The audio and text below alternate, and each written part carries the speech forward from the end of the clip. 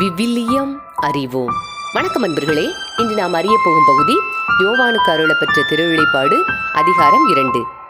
எபேசில் உள்ள திருச்சபையின் வானதுதருக்கு இவ்வாறு எழுது: தமது வலக்கையில் 7 விண்மீன்களை உறுதியாய் பிடித்து கொண்டு 7 பொன்விளக்கு தண்டுகள் நடுவில் நடப்பவர் கூறுவது இதுவே: உன் செயல்களையும் கடின உழைப்பையும் மன உறுதியையும் நான் அறிவேன். தீயவர்களை உன்னால் சகித்து கொள்ள முடியாது என்பதும், திருத்துதர்களாய் இல்லாதிருந்தும் தங்களை அவ்வாறு திருத்துதர்கள் என அழைத்துக் கொள்கின்றவர்களை நீ சோதித்து பார்த்து அவர்கள் பொய்யர்கள் என்று கண்டறிந்தாய் என்பதும் எனக்கு தெரியும். நீ மன உறுதி கொண்டுள்ளாய். என் பெயரின் பொருட்டு எத்தனையோ துன்பங்களை நீ தாங்கிக் கொண்டுள்ளாய். ஆயினும் சோர்வடையவில்லை என்பதும் எனக்கு தெரியும். ஆனால் உன்னிடம் நான் காணும் குறை யாதெனில், முதலில் உன்னிடம் விளங்கிய அன்பு இப்போது இல்லை. ஆகையால் நீ எந்நிலையிலிருந்து தவறி விழுந்து விட்டாய் என்பதை நினைத்துப்பார். மனம் மாறு. முதலில் நீ செய்து வந்த செயல்களை இப்பொழுதும் செய். நீ மனம் மாற தவறினால் நான் உன்னிடம் வந்து உனது விளக்கு தண்டை அது இருக்கும் இடத்திலிருந்து அகற்றி விடுவேன். இருப்பினும் உன்னிடம் நல்லது ஒன்றும் உண்டு. நான் வெறுக்கிற நிக்கோலாயரின் செயல்களை நீயும் வெறுக்கிறாய். கேட்கச் செவியுடையோர் திருச்சபைகளுக்கு தூய ஆவியார் கூறுவதை கேட்கட்டும். கடவுளின் தோட்டத்தில் உள்ள வாழ்வு தரும் மரத்தினுடைய கனியை வெற்றி பெறுவோருக்கு உண்ண கொடுப்பேன்.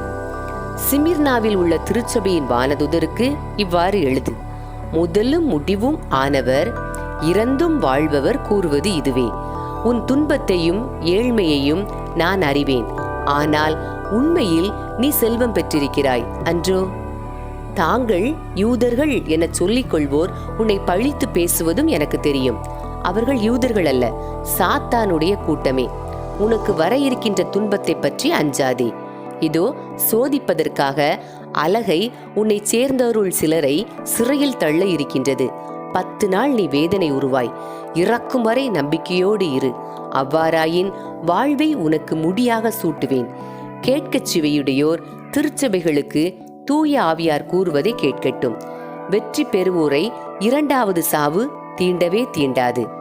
பெர்காமில் உள்ள திருச்சபையின் வானதுதருக்கு இவ்வாறு எழுது: இருபுறமும் கூர்மையான வாளை கொண்டிருப்பவர் கூறுவது இதுவே: நீ எங்கு குடியிருக்கிறாய் என நான் அறிவேன். அங்கேதான் சாத்தானின் அரியணை உள்ளது. நீ என் பெயர் மீது உறுதியான பற்று கொண்டுள்ளாய்.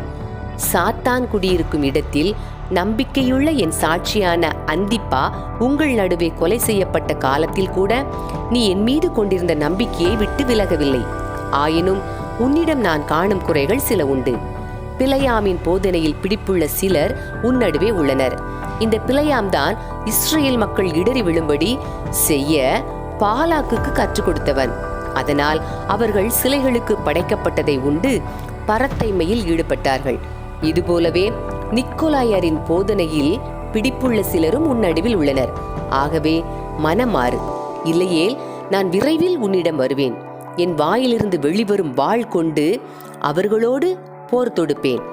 கேட்கச் செவியுடையோர் திருச்சபைகளுக்கு தூய ஆவியார் கூறுவதை கேட்கட்டும்.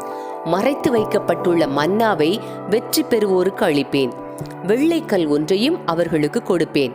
அதில் ஒரு புதிய பெயர் பொறிக்கப்பட்டிருக்கும். அதை பெறுபவரை அன்றி வேறு யாரும் அப்பெயரை அறியார்.